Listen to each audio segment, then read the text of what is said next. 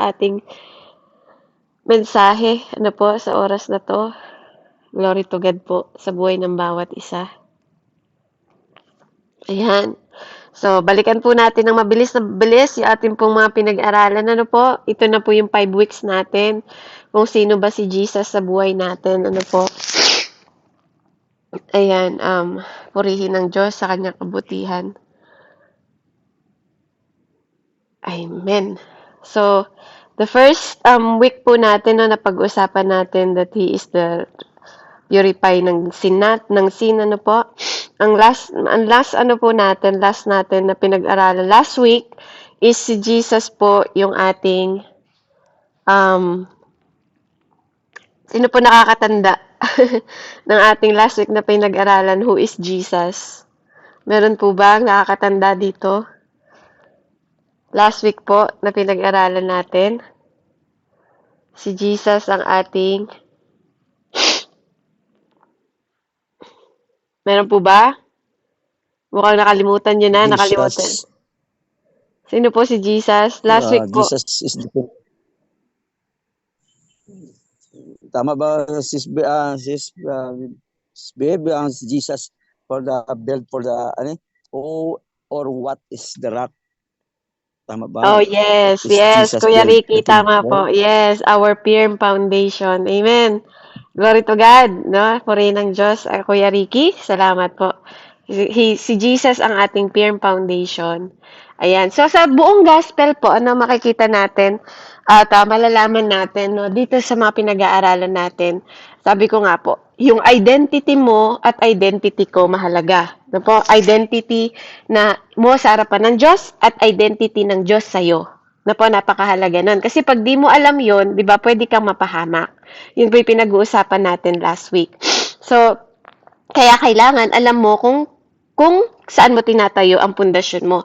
So sa tatlo po na na nakita natin, he is the prophet, he is the king, he is the, 'di ba? He is the high priest. Ano po? So makikita mo doon na yun po yung mga bagay, no, na siya yung nag-purify ng sin, siya po yung naglinis ng kasalanan, no po, siya po yung Diyos na kapareho ng Ama, no po, kaano siya ng Ama. No po, yun yung mga pinag-aralan natin kung sino po yung identity ni Jesus. No po, ni Jesus para sa atin. 'Di ba? Ngayon naman po, sa mga susunod po na pag-aaralan natin, pinag-aaralan natin ngayon yung tatlo namang bahagi no po ng na to na gustong paalam sa atin ng Panginoon kung sino siya sa sinabi niya. Na po, na sino siya. Okay? So, yung identity niya bilang siya na nagmula po sa Panginoon. Amen? So, I love all the gospel po, no? Natutuwa po ako sa gospel. Kaya lang, mas ko po, talagang gusto ko yung gospel na about na ginawa po ni John. Na po, yung Book of John, meron siyang little extra love na nararamdaman ko. Na kapag binabasa ko yung John, talagang nararamdaman ko po yung pagmamahal ng Panginoon, 'di ba? Kung paano ang Diyos, 'di ba? Kaya dito po makikita natin yung place na to ngayon na pag-aaralan natin, makikita natin yung answer sa question, who is Jesus, 'di ba? Magpo-focus po tayo sa gospel po ni John, no po, sa mga nagbabasa ng Bible, makikita nyo doon yung 7 I am, no po, na pinakilala ni Jesus, yung statement ni Jesus na ginawa niya about sa kanya. No po, ang only gospel po na na-record sa gospel po ng libro ng Bible, ito yung highlights po ng divinity ni Jesus. Nasa John po siya makikita, yung pinakapuso nga po ng natin nandoon, 'di ba? Hindi to na-include ng mga any parables, po, hindi rin na-record po yung mga casting out the spirit from the people. Po, si John, tinawag siya sa miracle ni Jesus and sign po, miracle and sign, yung yung makikita nyo na halos po sa John. Amen? So, makikita natin dito, si Jesus po, tinatawag siya sa maraming bagay. Po, during nung siya nagmi-ministry, maraming tawag sa kanya. Po, sa inyo po ba, 'di ba? Kayo ba natatawag din ng maraming kapanawagan, 'di ba?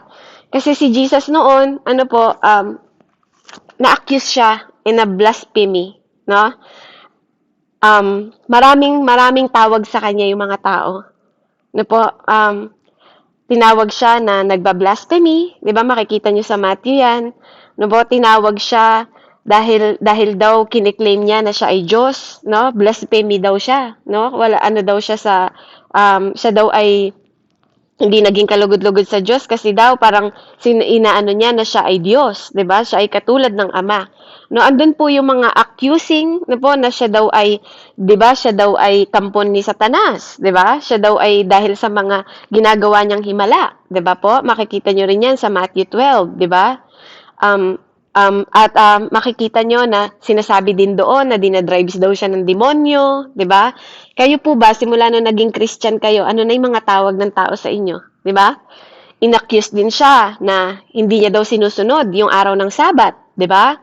Hindi, kumbaga, ang sinasabi ko po dito, kayo, binibigyan kayo ng identity ng mga tao sa mundong ito, di ba? Tayo, simula nung sumunod tayo sa Panginoon, maraming sinasabi, baliw tayo, ano pa yung sinabi sa inyo, di ba?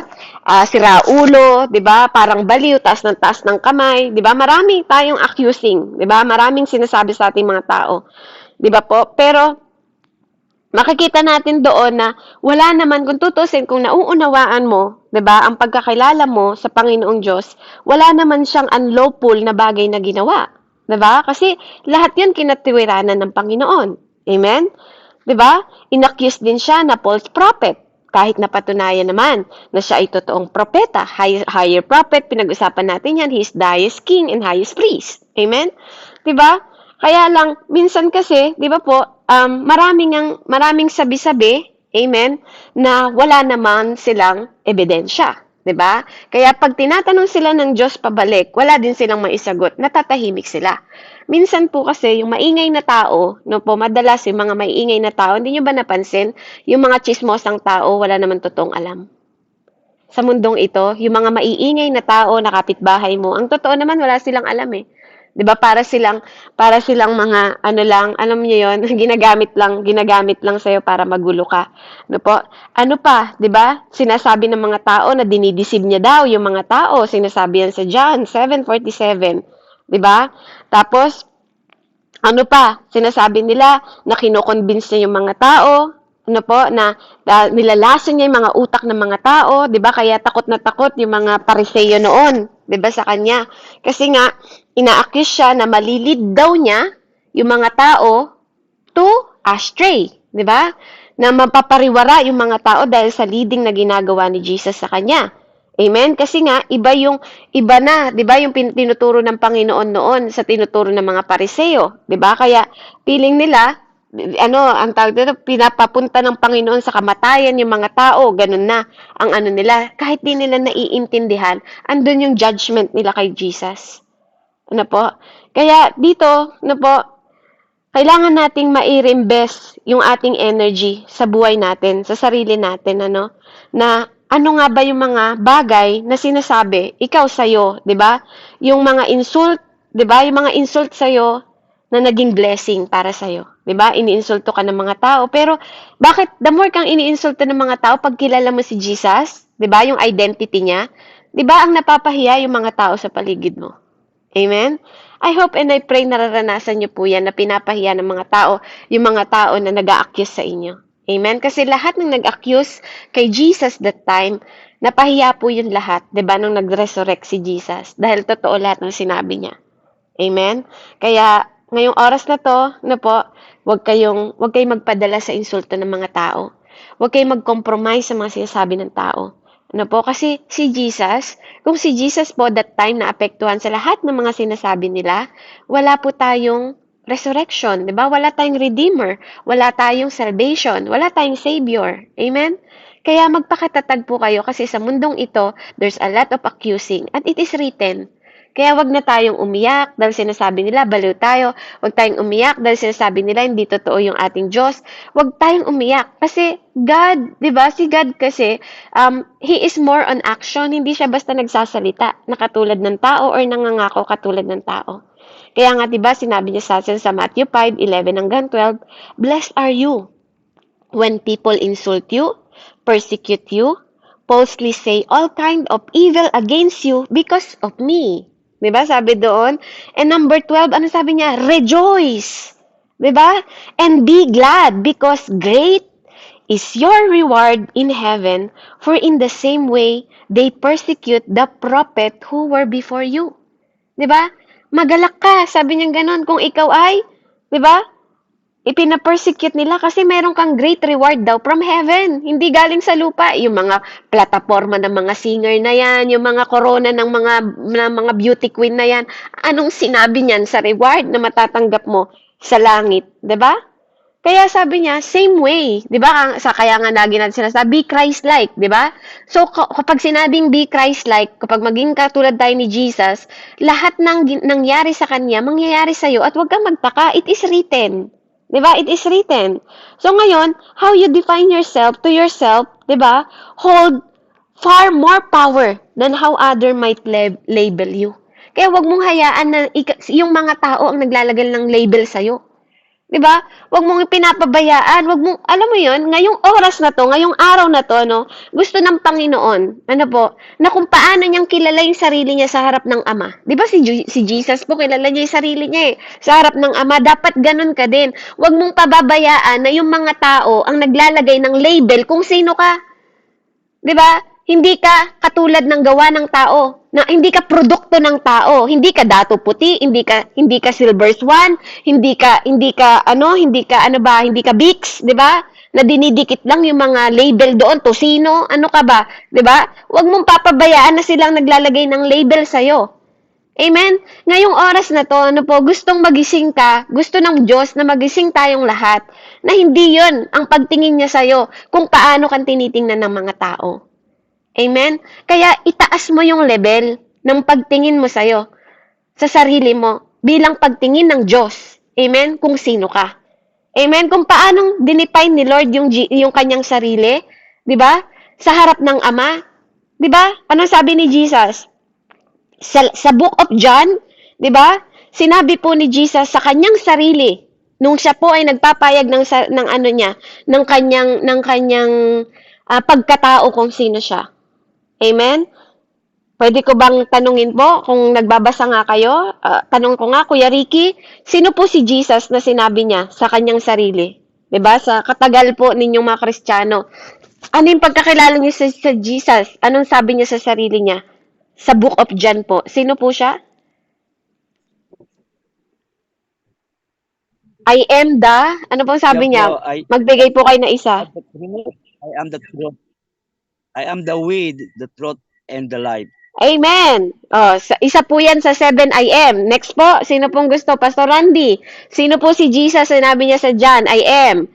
I am what?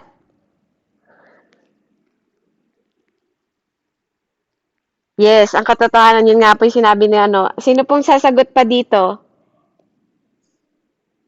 'Di ba? Kailangan po alam Amen niyo yan. po. Amen.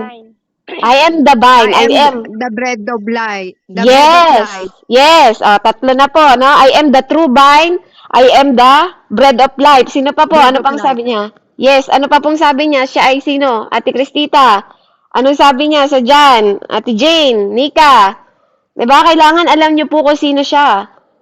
'Di ba? Sa John po, kaya dapat nagbabasa po tayo, alam natin. Ate Ninya, ano po? 'Di ba? Ano siya? 'Di ba? Kaya nga po kung gusto niyo makilala ang Lord, bakit kayo nagtataka pag sinasabi ng mga pastor? Basa kayo sa John pag sinabi niya. Sa John kayo magsimula. Bakit kayo sa John pinagsisimula? Bakit po? Sige po kung wala na makasagot, ano? I am the light of the world. Amen. Exactly. Yan, na pangalawa po 'yun. Amen. Totoo po yan. John 8:12, yun po ang sabi niya. No, I am the light of the world. Una po ang sabi ng Panginoon, ito po ang 7 I am, ano, para po alam ninyo kung bakit lagi tayo nililid ng ating mga pastor. Gusto mong matuto sa Bible kung sino ka? Unahin mo ang John. Gusto mong pag-aralan kung bakit kami sumusunod sa Panginoong Hesukristo? Basahin mo ang John. 'Di ba? Sabi ng mga Kristiyano. Bakit po? Ito po yung 7 I am. I am the bread of life. John 6:35. I am the light of the world. John 8:12. I am the door or the gate for the sheep. John 10:7. I am the good shepherd. John 10:11. I am the resurrection and the life. John 11:25. I am the way, the truth, and the light. John 14:6. I am the true vine. John 15:1. Amen? So yan po yung mga category na po na sinabi ng Panginoon kung sino siya. Ikaw kapatid, sino ka? Ano yung identity mo sa harap ng Diyos? Kasi si Jesus, kilala niya yung sarili niya sa harap ng Ama at sa mga tao na nasa paligid niya. Mahalaga yon. Pag nagmi-mission ka, kaya nga tinuturuan ko po yung mga kapatid di ba? Si Jane, nung una ko nakilala si Jane, sinabi ko sa kanya, ang unang-una ko sinabi sa kanya, can you be my mentor? Sabi niya sa akin, pwede mo ba akong turuan? Pwede mo ba akong tulungan? Gusto kong maging malago. Gusto kong maging malalim. Ano sabi ko sa kanya? Alamin mo muna kung sino ka sa harap ng Diyos at sino si God sa'yo para alam mo kung bakit ka nagpapatuloy at magpapatuloy. Amen? Kailangan kilala mo yung identity mo sa harap ng Diyos. Amen? Kasi kapag hindi mo kilala yung identity mo, pag inakusahan ka ng demonyo kung sino ka sa harapan ng Diyos, di ba? Nanglulumo ka. Di ba? Pag hindi naging matatag yung pagkilala mo sa sarili mo kung sino ka, sa harap ng Diyos at sa mata ng Diyos, manghihina ka. Kasi bakit? Babalik sa'yo yun magpa-fireback sa'yo yan. Makasalanan ka naman Paano mo sinasabing anak ka ng Diyos? Paano mo sinasabing pinagpala ka? Magnanakaw ka nga dati Diba? Yun yung maririnig mo kasi maingay ang mundo.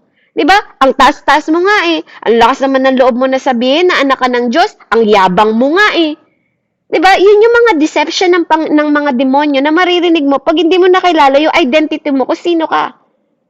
Amen? Kaya mahalaga to. Mahalaga po na paano dinefine ni Lord yung sarili niya, diba? Na more powerful. Diba po? Sa pagkakilala ng mga tao sa paligid niya. Ikaw, wag kang mahiya. Kasi kung si Jesus nga hindi niya kinahiya na siyang anak ng Diyos, ikaw din, wag mong ikakahiya. Mismong si Jesus ang nagsabi, di ba? Kung sino man ang manampalataya sa kanya, ay tinawag niyang anak. Di ba? Kaibigan, hindi nakaaway, sabi niya. Di ba? Kaya, ba't ka mahihiya? Di ba? Ba't ka mahiyang sabihin na ikaw ay anak ng Diyos? Amen? So, napakahalaga po na ito yung mga kategory na makikita natin. Na ito yung, sa oras na to, isusustain tayo ng Lord, ino-nourish niya tayo, yung mga nanghihina dyan, spiritually, na ating buhay. No po? Kasi bakit? He is the bread of life. Sabi ni Ate Billie Jean, He is the true vine. Hindi lang siya basta vine. Dapat may true yun. Diba? True vine. Totoong vine. Diba? Nakakonect tayo sa Kanya. Diba? Pangalawa, siya yung guidance and revelation. Nag-reveal siya ng truth, nag-guide siya sa atin as a Father. Kasi naging light of the world siya, naging way of the truth siya. Amen? Pangatlo, meron tayong protection at security. He is the protector of His people. Diba? Bakit po? Paano nasabing protector siya? Kasi siya yung door. Siya yung gate. Amen?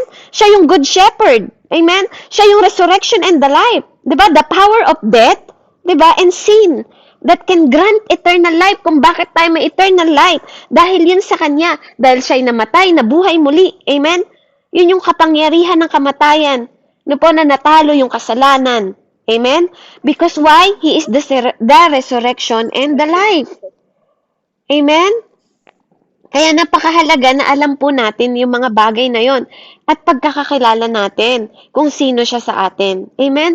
Para may dahilan kung bakit tayo nagpapatuloy, bakit tayo patuloy na lumalaban sa hamon ng buhay, di ba? Kasi merong dahilan kung bakit. Kasi bago ka nakipaglaban, may nakipaglaban sa'yo. Di ba? Bago ka naghirap, may naghirap sa'yo. Amen? Bago ka kinutya, may unang kinutya bago ikaw. Bago ka kung naranasan mo ng dinuraan, sinampal, 'di ba? Bago ka ginawa, may yung shepherd mo pinagdaanan niya 'yon para sa iyo. Amen. Sa madaling salita, may namatay para sa iyo. Hindi ka pa dumating sa kamatayan, kapatid. Naghihirap ka pa lang, sumusuko ka na. 'Di ba? Si Jesus noon, kung hindi pa siya ipapako sa krus, hindi pa siya 'di ba? Hindi pa siya talagang manlulumo talaga, 'di ba? Sinagad talaga, sagad-sagad. Tapos ikaw, kamusta? 'Di ba? Kamusta ka? 'Di ba po? Kamusta ka ngayon? 'Di ba? Kaya napakahalaga po noon, Kaya purihin ng Panginoon, tayo po ay pag-aaralan natin ngayon, God is a good shepherd. Po? Kasi kung hindi si God ang shepherd mo ngayon, Kung hindi siya yung pastol mo, 'di ba po? Kung hindi siya yung sinusunod mo, sino ang shepherd mo? Kaya siguro nanghihina ka, 'di ba? Kaya siguro nanlalambot ka na, kaya siguro feeling mo wala ng dahilan ba para makipaglaban ka. Ano po, kailangang matandaan po ano.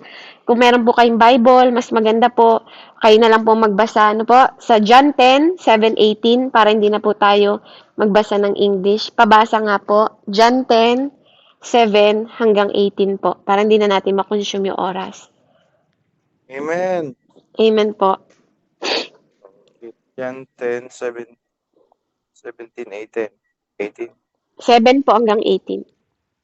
7 hanggang 18. Okay. So sabi rito, kaya't muling sinabi ni Jesus, tandaan ninyo, ako ang pintuang dinaraanan ng mga tupa. Ang mga nauna sa akin ay mga magnanakaw at mga tulisan. Ngunit hindi sila pinakinggan ng mga tupa. Ako ang pintuan, ang sino ang pumapasok sa pamamagitan ko ay maliligtas. Papasok siya at lalabas at makakatagpo ng pastulan.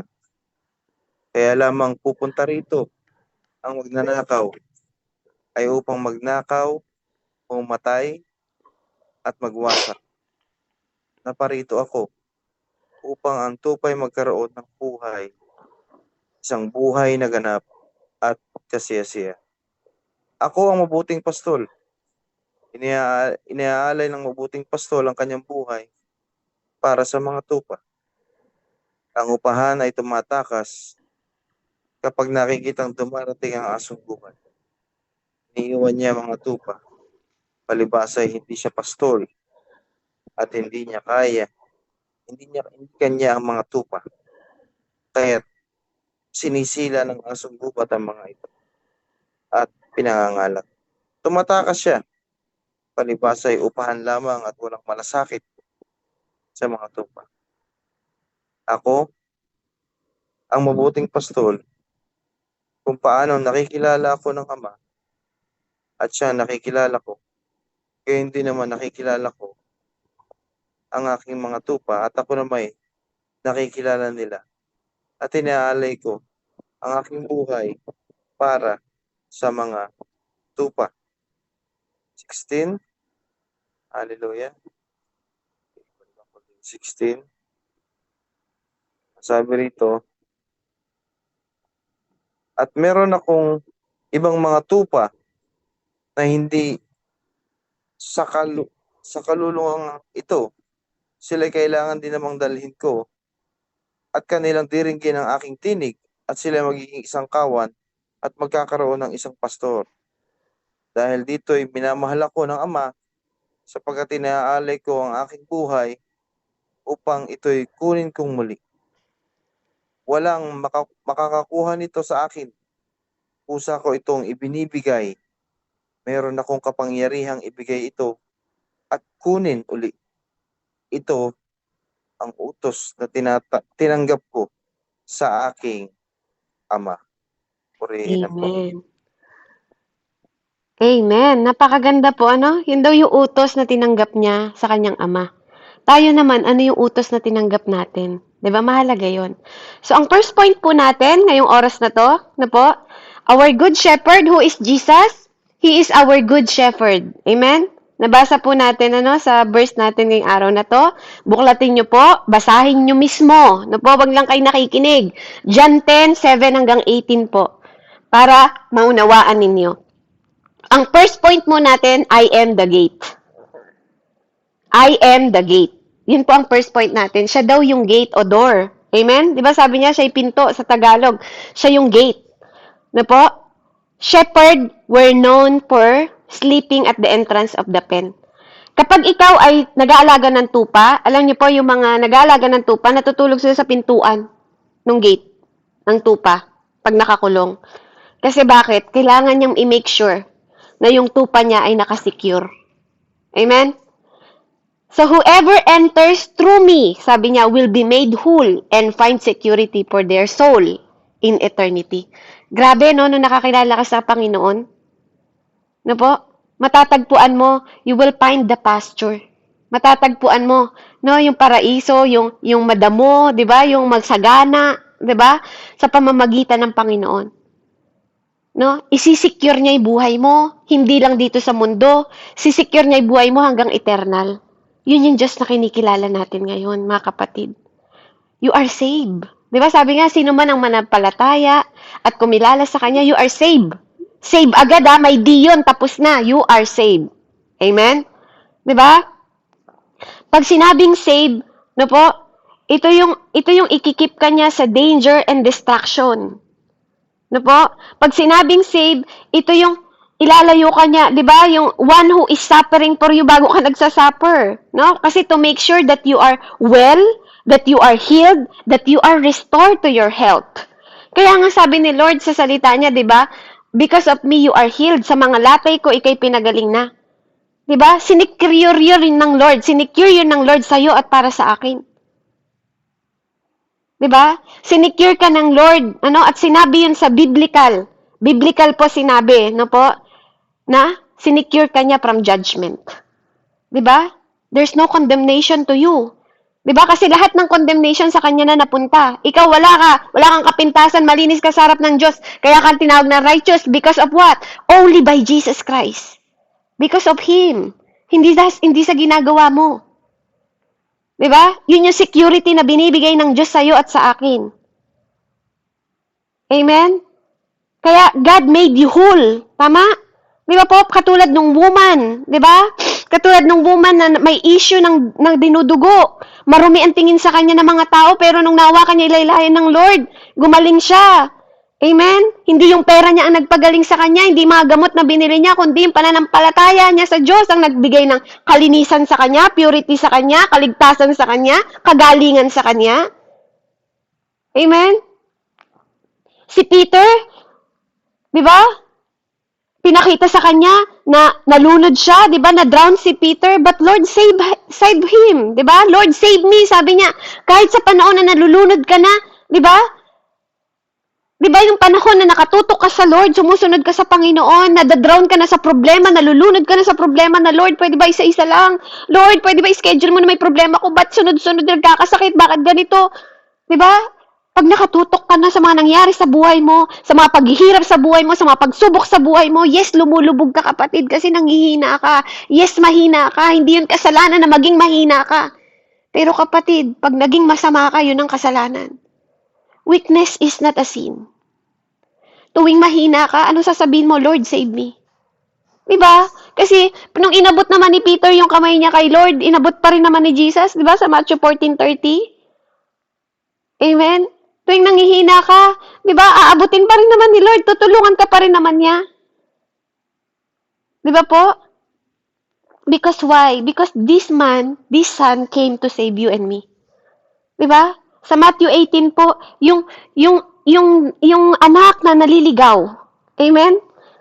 'Di ba? Yung anak na prodigal son na naligaw. Kinuha niya yung kanyang kayamanan kasi alam niya yung karapatan niya. 'Di ba? Sa kanyang ama. Ibigay mo sa akin yung parte ng kayamanan ko. Binigay ng tatay. Hindi madamot ang ating ama sa langit. Minsan nga kahit hindi na makakabuti sa iyo pag pinilit mo, pag dinesire ng sarili mo, binibigay niya para matuto ka pa rin. 'Di ba? Para makita mo kung bakit. Kung bakit may mga bagay na yes, amen, at delay. 'Di ba? Bakit ka naghihintay? Ba't hindi pa dumarating sa'yo? Minsan makikita mo yung sagot, kaya pala, hindi ako napunta sa tao na to kasi ganito ang mangyari sa akin. Kaya pala hindi ito ang napangasawa ko kasi ito yung mangyari sa akin. Kaya hindi pala nakuha yung project na yun kasi merong mas magandang nakahanda para sa akin ng Panginoon. 'Di ba? Kaya pala nawala yung anak ko kahit masakit para sa akin kasi hindi gusto ng Lord na mahirapan ako. Amen? Walang bagay na mangyayari sa buhay ninyo nang walang sagot. Kaya lagi pong pinapaalala ng Panginoon, irespeto mo yung proseso ng Diyos sa buhay mo. Dahil yun ay mabuti sa lahat ng panahon, sa lahat ng bagay. Amen? Ang Diyos ay mabuti. Mabuti man o masama sa mata mo, ang Diyos ay mabuti. Ilagay mo yan. Because why? He is a good shepherd. He is a gate. No? He is a door. I am the gate, sabi niya. Nung sinabi ni Jesus na I am the gate, 'di ba? Pag sinabing I am the gate, 'di ba sa bahay ninyo, bago pumasok yung magnanakaw sa pintuan ninyo, may gate kayo na nagpo-protection sa bahay ninyo. Amen? May bakod kayo, di ba? Kadugtong ng gate ninyo, na protection ninyo, security ninyo yon. That is the Lord. I am the one who can keep you safe from destruction and make you whole. Amen? Kung piling mo broken ka, di ba? Siya yung nagbubuo sa'yo, unti-unti binubuo ka niya. Di ba? Kung ano yung accusing sa'yo ng mga tao, sinisecure ni Lord na yung soul mo, di ba? Yung mindset mo, may kapayapaan ka. Di ba? Because Jesus secure your soul from the judgment of eternity. Di ba? Na kahit anong sinasabi ng mga tao dito, kung hindi naniniwala sila na pinatawad ka na sa mga nakaraan mo, di ba? Basta ang alam mo, di ba, itanim mo sa puso at isip mo na napatawad ka ng Diyos. Hindi siya katulad ng tao na nagpapatawad tapos pabalik-balik na sinusumbat yung kasalanan mo. Hindi siya ganun. Your mind is not my mind. Sabi niya, your thought is not my thought. Your way is not my way. Yun yung God na pinagsisilbihan natin. Diba? Kung na-fracture ka naman yung soul mo, feeling mo, diba, may bali ka, may kakulangan ka, diba, it's okay. Kasi sabi ni Lord, tuwing nagkukulang ka, siyang pupuno sa'yo. He make you whole. Diba? Sa mga life experience mo na nakapanakit sa'yo, even sa kaibuturan ng puso mo, nasasaktan ka ngayon. Diba? Sa mga judgment ng tao sa'yo, it's okay. Diba po?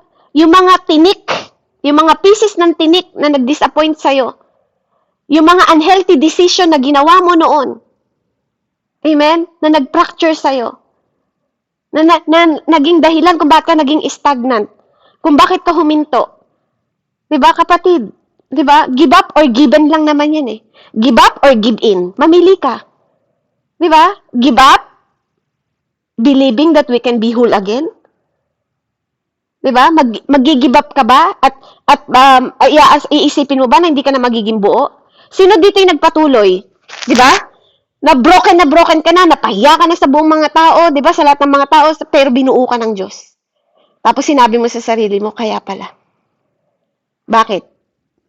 Kasi hindi ka nag-give up. Kasi kung mag-give up ka, diba? Hindi mo iniisip na si God, pwede ka niyang i-whole again. Ibalik ka niya ng mas maganda. Kung baga sa paso na nabasag, kaya ka niyang buuin ng mas magandang flower base. Amen? Yes, nabasag ka. Diba? Pero ang mahalaga, bubuin ka ulit ng Diyos.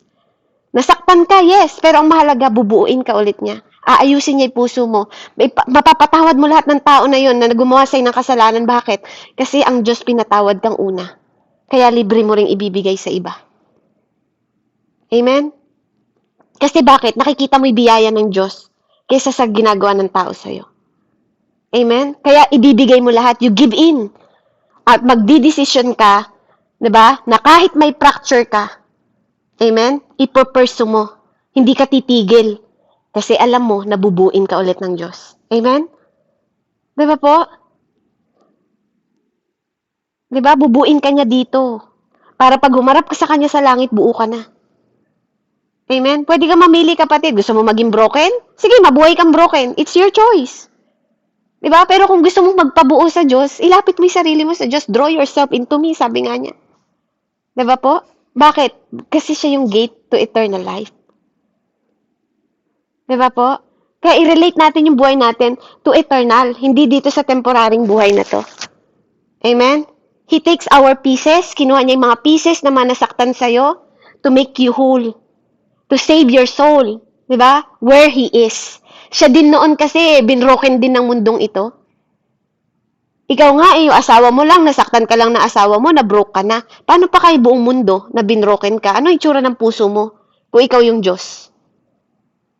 Isipin mo ikaw sa sarili mo kung sino ka noon sa harap ng Diyos na binobroke mo yung puso ng Diyos. Buong mundo tayo.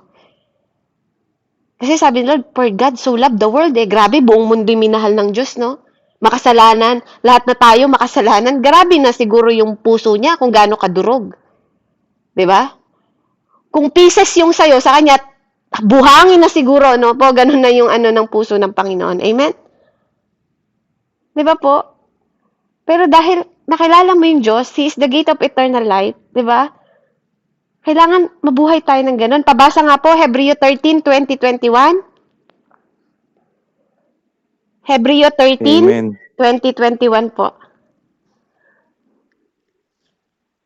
Amen. So, Hebreo 13, 20-21 na sinasabi rito, mga kapatid.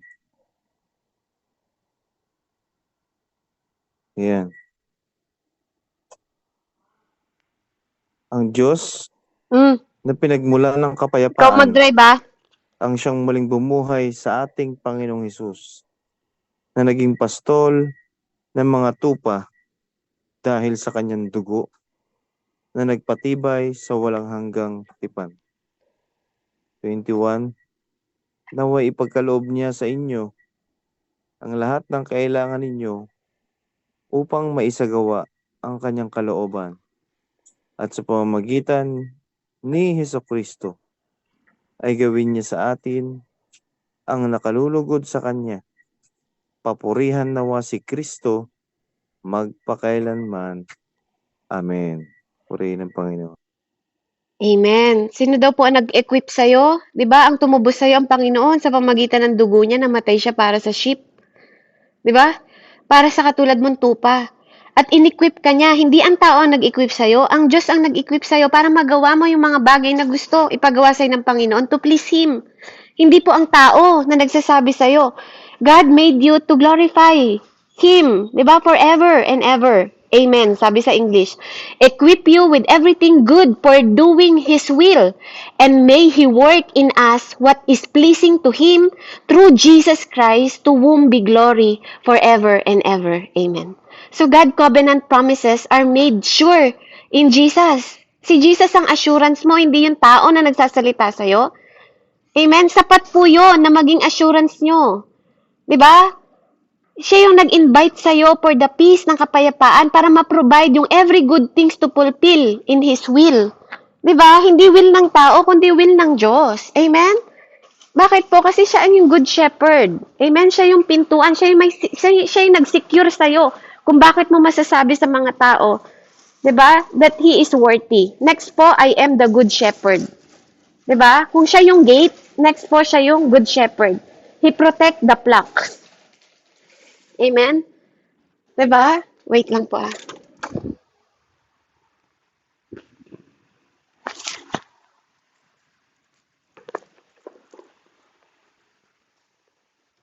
He protect the flocks. Ano po?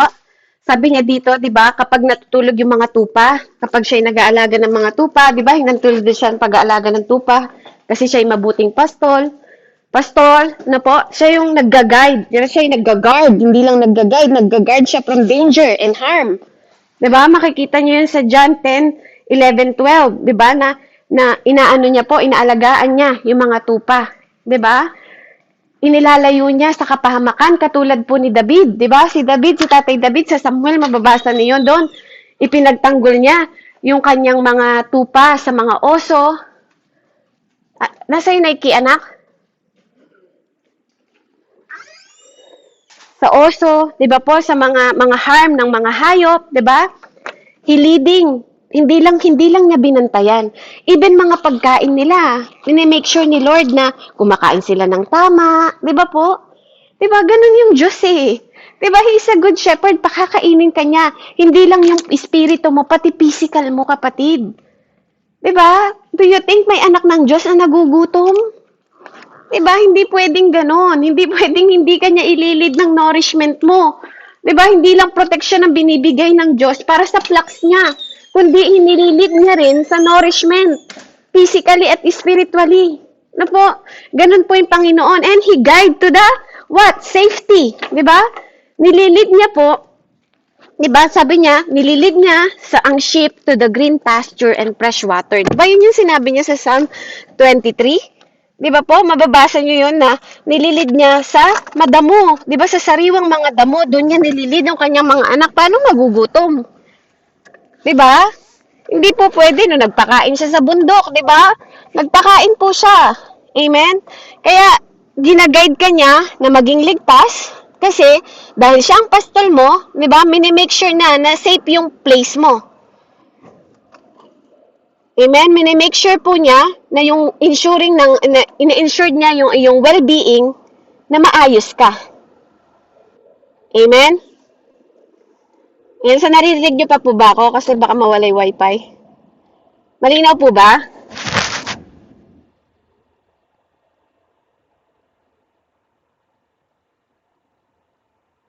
Dinig niyo po ako?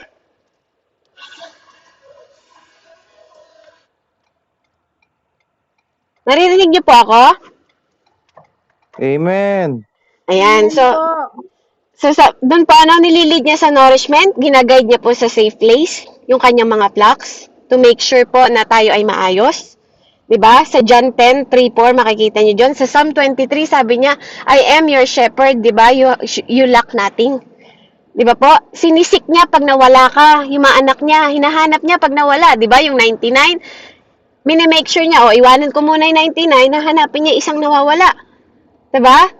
Sina-search niya po para ma-bring back yung ship na yon na nawala. 'Di ba? Hindi po siya nagpapabaya. 'Di ba po? Kapag nasasaktan ka, hinihil niya yung mga sugat mo. 'Di ba? Pag nasasaktan ka, ginagamot ka niya sa mga salita niya, sa mga pangako niya, mini-make sure niya na ibabay niya yung iyong wound.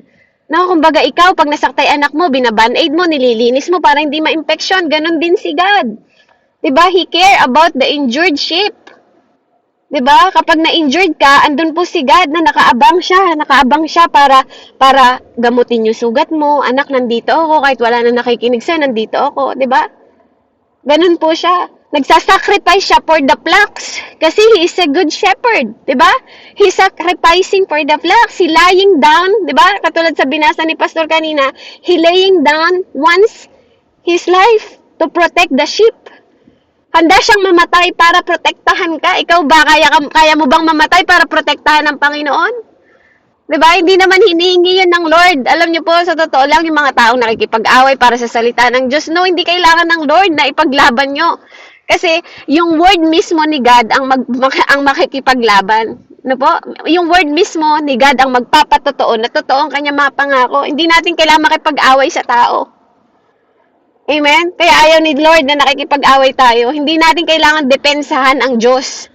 Kasi siya yung Diyos, hindi tayo. Siya ang magpoprotect sa'yo, hindi ikaw. Amen?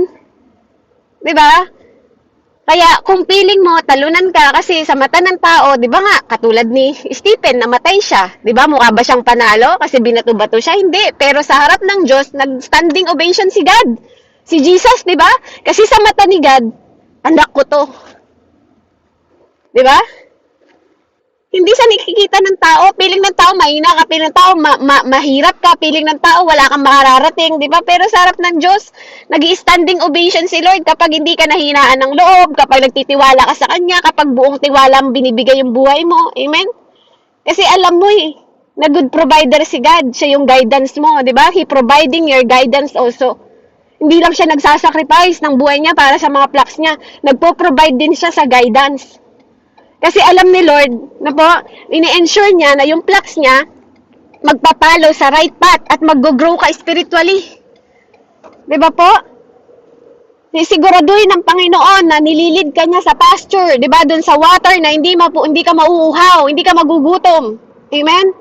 Di ba sa Psalm 23:3, makikita niyo po doon sa Psalm 10:4 din na binasa kanina. Di ba? Kung bago po yung sa 7, makikita niyo doon kung gaano ka nililid ng Lord. Amen? Bakit po? Kasi accountability ka ni God. Once na naging anak ka niya, di ba, responsibilidad ka niya. Hindi ba ganun kayo sa mga anak ninyo? Kapag naging anak niyo sila, responsibilidad kayo na pag-aralin sila, responsibilidad kayo na pakainin sila, responsibilidad niyo na pag may problema sila, damayan sila. That is God. Bago mo naging responsibilidad yun, nung naging anak ka ng Diyos, yun din na responsibilidad niya sa'yo.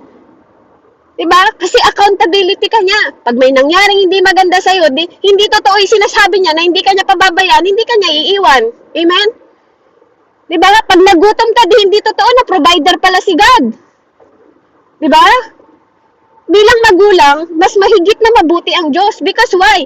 Kung anak ka na ng Diyos ngayon, accountability siya sa lahat ng bagay sa buhay mo. Amen? Kasi kung hindi, masisisi siya ng Diyos Ama. Diba? Hindi siya masasabing amang mabuti kung pinapabayaan ka ng Diyos. Diba? Kaya nga ina-answer ni Lord lahat because He care about you. Diba? And He guide you bilang flocks niya. Diba po? Kaya, knowing the flocks immediately. Diba? Inaano niya kung sino yung mga flocks niya. Diba? Inaalam niya yung mga personality ng flocks niya. Kilala niya yung mga plaques niya, 'di ba? Kilala niya po, ikaw naintindihan ka niya. Kilala ka niya personally, hindi ka lang basta sheep. 'Di ba? Ikaw Nika, kilala ka niya from the beginning, from the womb of your mom, kilala ka niya. Bago pa mangyari lahat ng nangyari sa buhay mo ngayon, alam na niya 'yan. Do you think hindi niya naintindihan kung anong pinagdadaanan mo, Ate Nina? 'Di ba? Do you think hindi niya alam na darating ang panahon na manghihina ka? Do you think hindi alam ng Lord, Ate Jane, na nahihirapan ka sa buhay mo sa mundong ito? Do you think sorpresa sa Diyos, Ate Therese, na dadaan ka sa mga pagsubok? 'Di ba? Do you think hindi niya kayo naintindihan? 'Di ba? Kasi He know you bilang sheep, bilang tupa niya, alam niya kayo, kilala niya kayo personal. Kilala niya din ako personal at naiintindihan niya ako. 'Di ba? Kaya alam niya kung ano yung needs ko kahit hindi pa sinasambit ng bibig ko. Alam niya yung pangangailangan ko. Bakit? He know His plaques. 'Di ba? He know His plaques personally and He understand us. Kaya nga ini-ensure niya na meron tayong rest, may kapahingahan tayo. Bakit? He lead the flocks to peaceful place for the rest and safety. Di ba po? At anong sabi niya? Kapag kilala mo ang identity mo sa Diyos at kilala mo si Jesus Christ kung sino siya sa buhay mo, ang sabi ni Jesus, my sheep know the voice of Good Shepherd. Alam daw ng tupa niya ang tinig ng anak niya. Ay, ang anak ng pastol niya, di ba? Hindi sinabi dito na, ito revelation lang to ng Panginoon, hindi sinabi dito na, my sheep know the scripture. Whether you like it or not, ito po yung sinasabi ng Panginoon, hindi lahat na nakakaalam ng salita ng Diyos, anak ng Diyos. Ang sabi niya dito malinaw, my sheep know my voice. Na po, hindi niya sinabi dito. Kasi yung Pariseo, alam nila lahat ng salita ng Diyos. Pero nakilala ba nila nung dumating si Jesus? Di ba sila mismo nag-persecute sa kanya? Know the voice of God. No? Know the voice of God. Kung alam mo na siya ay tatay mo, madidetermine mo kung sino yung nagsasalita sa'yo, kung sino yung nagko-convict sa'yo, nagko-correct sa'yo, nagko-comfort sa'yo. Because sabi ni God, my sheep know my voice. Di ba po? Hindi yung may alam lang na scripture. Maraming may alam ng scripture pero hindi po nila kilala ang Diyos. Nakikipagdebate sila pero yung character nila hindi mo nakikita yung bunga. Amen po ba? Di ba? So sabi ni Lord, my sheep know my voice. Kaya, masisisi nyo ba yung mga tao na kahit nahihirapan na sila, nagpapatuloy sila?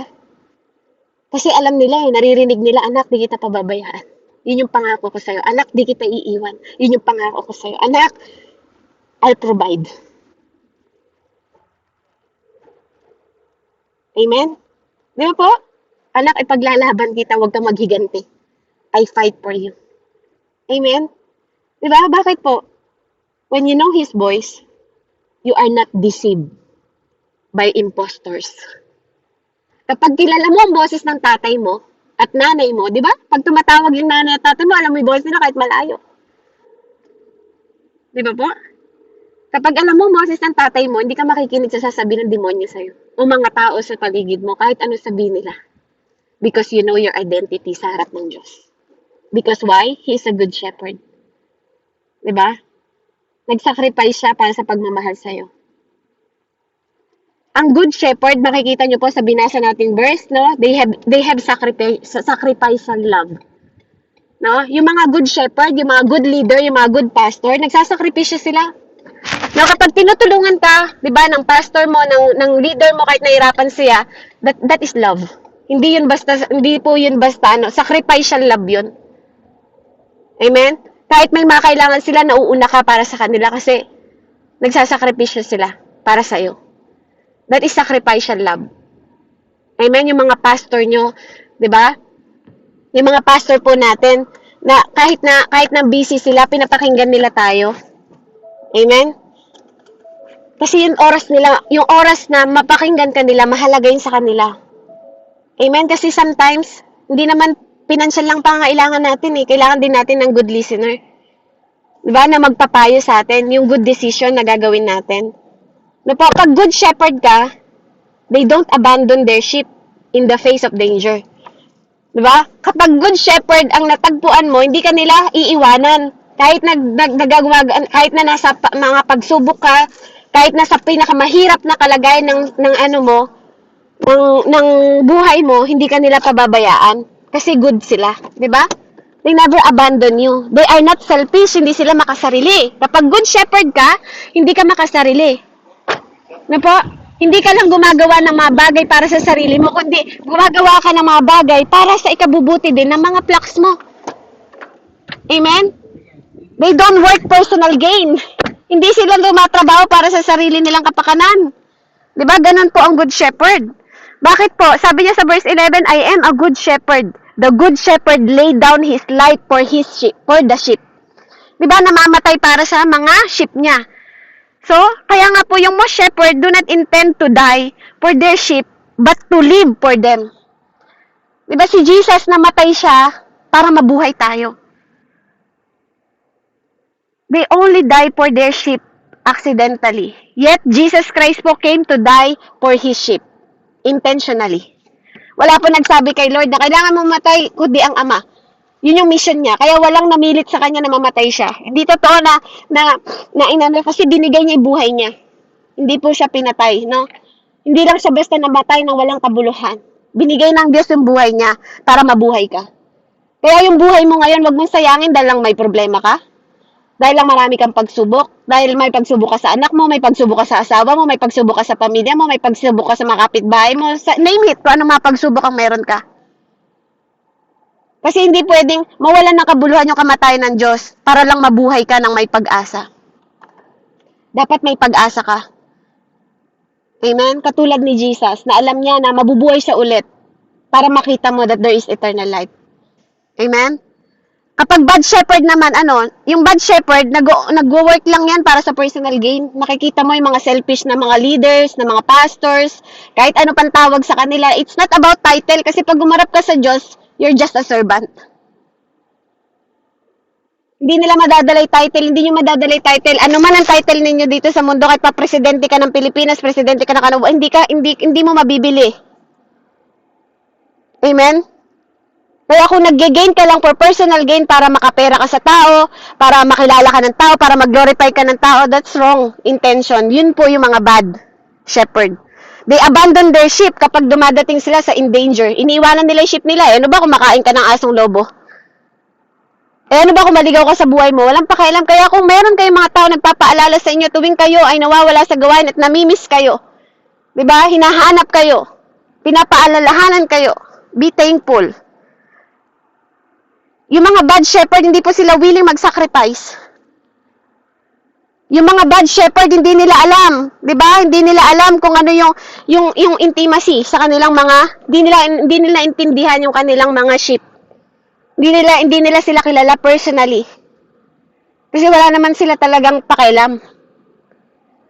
Amen? Kaya nga, ang sabi niya po sa number 12, the hired hand is not the shepherd, sabi niya po. And does not own the sheep. Kasi hindi niya pagmamayari yun talaga. Diba po?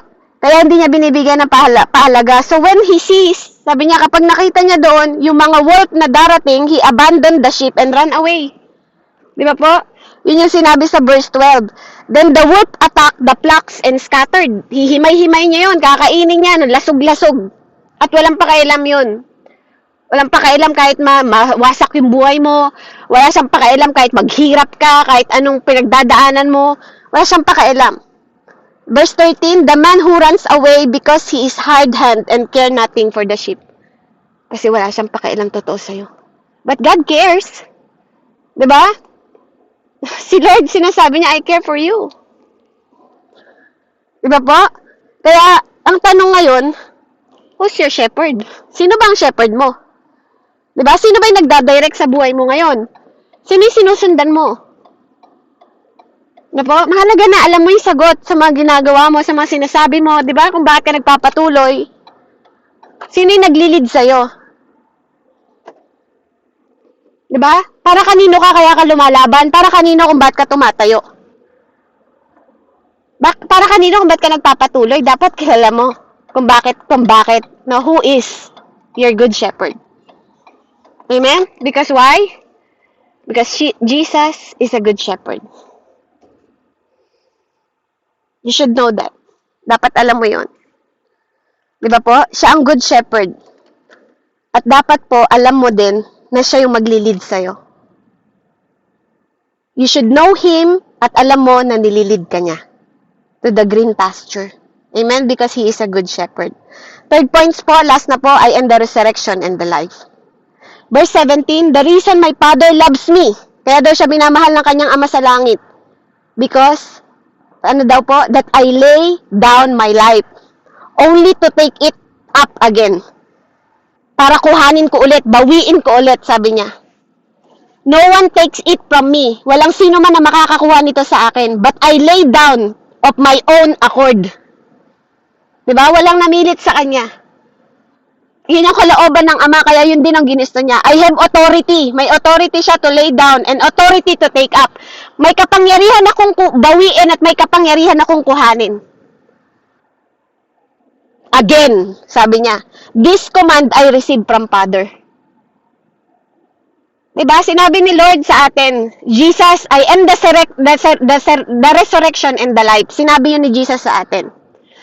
Kaya nga nung nabubuhay si Jesus, diba? Yung kwento ni Lazarus, binawi, pero binalik niya. Siya ang may authority sa buhay ng tao. Walang sino man, hindi ka pwedeng patayin ng demonyo.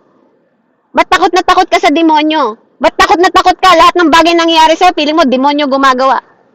Ba't hindi mo palitan yung isip mo na niloob ng Lord na mangyari yan sa buhay mo para maging matatag ka? Para malaman mo na siyang nagsusustain sa'yo, nagpo-protekta sa'yo, nagpo-provide sa'yo, nag-guide sa'yo, naglilid sa'yo, nagre-redirect sa'yo. Di ba po? Narinig niya na may sakit sa Lazarus, pero nag-travel ba siya? Hindi. Di ba? Minsan hindi mo naintindihan yung nangyayari sa buhay mo. Ang dami mong tanong, marami ka tanong. Walang masama, magtanong kung anong gusto mong tanungin kasi tatay mo siya. Walang masama magtanong ka.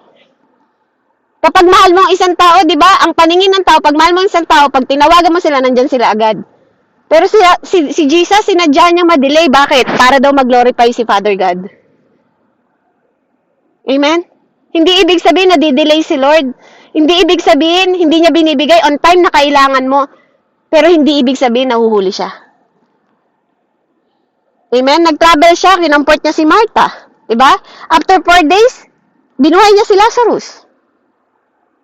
Diba? Ano ba sabi niya kay Martha? Jesus, ano sabi niya kay Martha sa John 11, diba? 25-26. Diba po? Sabi niya, I am the resurrection and the life. Sabi niya, the one who believe in me will live even though they die. Kahit mamatay ka ngayon, mabubuhay ka, hindi ka mamamatay.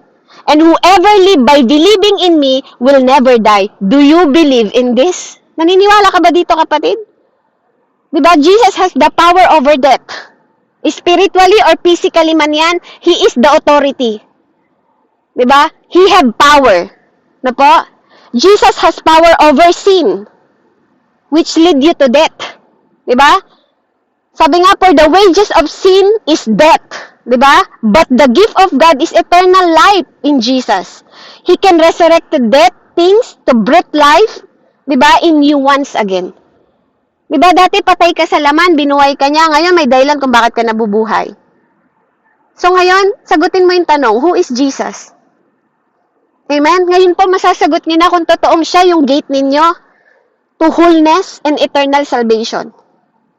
Diba? May salvation ka because of Jesus, hindi dahil sa gawa mo. May salvation ka, hindi dahil righteous ka, kundi dahil righteous siya. May salvation ka because binigyan ka niya ng pananampalataya, hindi sa sarili mong pananampalataya. Amen? Because there's spirit na nagbigay sa'yo na manampalataya ka at matakot ka sa Diyos. Who is Jesus? He is the good shepherd who laid down His life for His sheep. Sa'yo at para sa akin. And who is Jesus? Kapatid, He is the life giver. Siya yung nagbibigay at bumabawi. The resurrection and the life. Purihin po ang Panginoon. To God be the glory. Let's pray. Heavenly Father, we thank you, Father God. And I believe, Father, that you are my shepherd. Ikaw yung maglilid sa akin, magpo-provide sa akin, accountability para sa akin, Panginoon, responsable para sa akin, hindi lang sa akin, sa buong pamilya ko, Ama. Salamat for you are good shepherd, Lord, na nag-iingat. Panginoon, na nagbigay ng buhay at dahilan kung bakit kami nagpapatuloy at patuloy na magpapatuloy hanggang wakas. Panginoon, dahil sapat na dahilan, Panginoon, na bigyan mo kami ng karapatan, kapangyarihan, Panginoon, at pag-ibig na ginagamit namin, Panginoon, to understand more on how you understand our situation at kung paano mo kami kinakilala personally. Kaya maraming salamat, Panginoon, sa buhay namin, Panginoon. Patuloy kang purihin, Panginoon, sa inyong dakilang at kapanahan ng mga gawa. Sa pangalan ng Diyos, Ama, Anak, at Espiritu Santo, salamat po sa wisdom, knowledge, and understanding, and hope and pray na boost po yung faith, na encourage sa aking mga kapatid, Panginoon, sa mensaheng ito, kung sino ka nga ba sa buhay namin. Dahil, Lord, walang kabuluhan, lahat ng nalalaman namin about sa Bible, kung hindi ito nakikitang naka-apply sa sarili namin, kung bakit kami tumatayo at nagpapatuloy, Panginoon, ng paglilingkod at pagsamba sa iyo for your glory, Father God. Lord, you are our Father in heaven, Panginoon, na hindi magpapabaya at tapat sa mga pangako. Salamat po, Diyos, sa pangalan ni Jesus.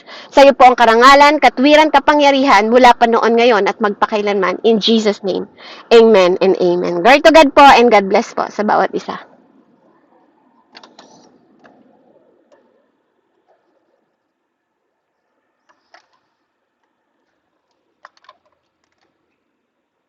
Amen po. God be the glory. Salamat po sa napakagandang mensahe po ng ninyo, Sis Beb. Sino po ang